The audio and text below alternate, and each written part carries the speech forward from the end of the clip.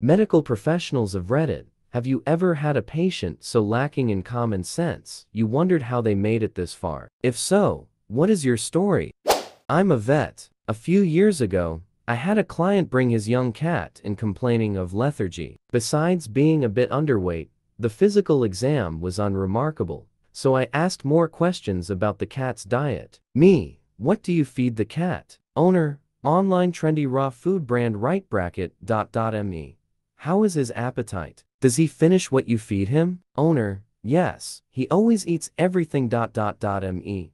How much do you feed him? Owner, a half cup. Me, once or twice daily. Owner, once every 3 or 4 days ... me. You only feed your cat twice a week? Owner, I believe in a more natural feeding approach, and based on my research, that's how often cats eat in the wild. This owner was slowly starving his cat to death, based on some cockamamie idea he made up watching National Geographic. I had to explain to him that domestic cats are not tigers, and that small wild cats eat 10-20 small meals daily. Surprise, surprise, the cat's lethargy and weight improved with regular feeding.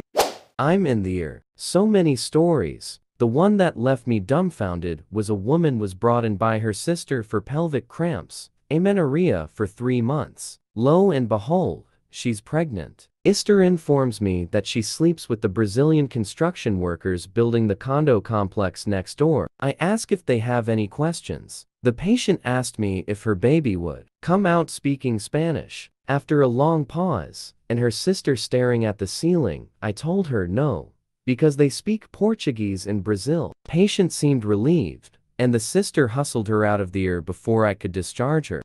Rural doc here.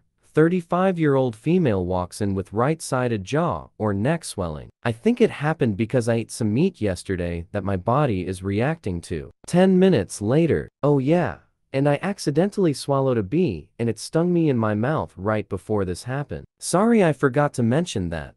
I used to be a medical oxygen tech, mostly doing in-home work. One guy was on such a high concentration that he would have drawn nearly zero oxygen from breathing regular atmosphere. This required 2 heavy-duty machines hooked up in tandem. Keep him barely alive. This was explained ad nauseam to him and his wife, with full signed documentation of every conversation. They'd shut one machine off because they decided it was too loud. He'd take his mask off because he decided it was too cold. She would unplug the hose if she decided it was in the way. So on and so on, early everything you could think of that would restrict or cut off his oxygen intake. Then they would panic and call our emergency service when he started to have a reaction to no oxygen intake. I lived not even 5 minutes away, right beside our EMS or fire station, and the call would always come to me to fix the machines at random times of the day and night, 3-7 days a week. They refused to call 911 because they didn't want to make a scene. This went on for ages, well over 18 months, until he was having trouble sleeping one night and shut the machines off before going back to bed. It's been years and I still see the wife around town. She always glares at me as if I'm the one who killed him.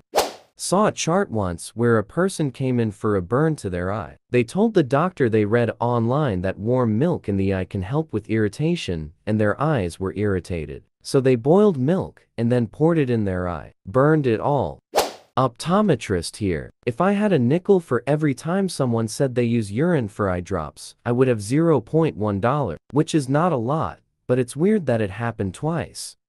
Had a patient come in for facial burns because he smoked while wearing his oxygen ... twice ... in the same week.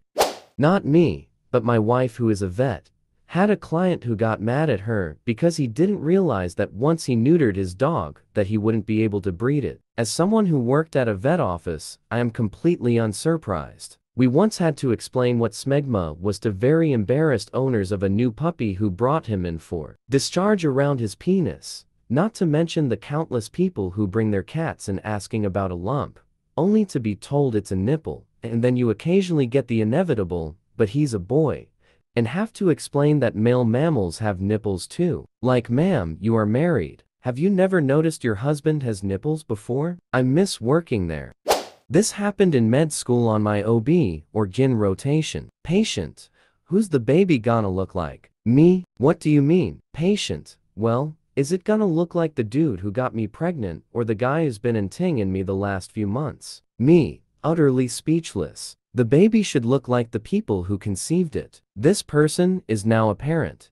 Lady brings her baby into the air with a rectal temp of 103. Kid's tatchy as hell and looks like shT. Refuses all medications. Says she doesn't believe in them and wonders why her herbal tea she brought a jug of it isn't working. Wants us to just check her out. Thinks a children's emergency room just checks them out. Try to explain why the kid needs a NIAID. Keeps refusing. Says she doesn't know what's in it. I bring up that fact she had her kid in a hospital and that she recovered medication herself, IV, epidural, etc. Doesn't budge. Only concerned for herself. Told her that when the kid has a seizure or goes unresponsive and you call 911, you can expect the medics to give the kid everything it needs, regardless of whether you like it or not. Only when the doc threatened to contact social services for child endangerment and abuse did she start to listen. For like 5 whole seconds. Left against medical advice. People like this exist and breed.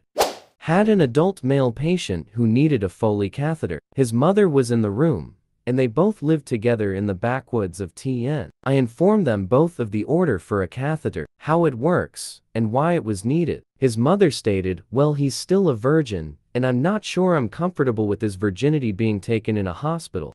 So, you're lactose intolerant? Yes. And you knew this before? Yes. And you drank a milkshake? Yes. What size? Large. The rest of the night, my sister told me a story of a woman with chronic blisters and lesions on her lips. They couldn't figure out what it was for weeks. It would heal and come back. Heal and come back. Turns out she would jam out on, like, 3 bags of salt and vinegar chip a day for weeks at a time until the sores hurt too bad to continue. Then she'd go to the doctor.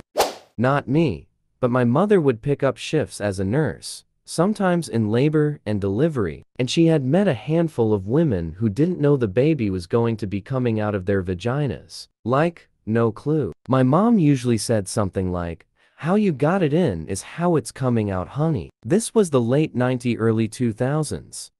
I worked ED for 10 years. Every day people come in and it shocks you how they manage to evade death for that long. One of the worst was we had a guy come in. He was a twin. He told us he needed to get checked for STDs because his sister apparently just got one. We, of course, had to ask if he has had sex with her, and he said no, but they were twins. So what? She has. So does he. After a collective sigh of relief that this wasn't some weird Alabama you're my sister's tea, we had to educate him that is not how it worked at all. Had an 18 or 19-year-old girl come in Meyer with some complaint that required an X-ray. It's standard that we do a urine pregnancy test prior to imaging on any female of childbearing years. She insisted she'd never had sex and there was zero possibility of pregnancy. We did the test anyway, and it resulted that she was pregnant. We did a blood pregnancy test to confirm the result, since she insisted she couldn't possibly be pregnant because she'd never had sex. That was positive too. We gave her a few minutes to herself to figure out what the hell happened, and when I returned to check on her a short time later, she asked me if she could get pregnant, even though her boyfriend didn't go all the way in. She 100% believed that long as his penis wasn't entirely in her, it didn't count as sex. It took nearly a half hour of explaining reproduction to her for her to understand that whether it's halfway in or all the way in sperm travel,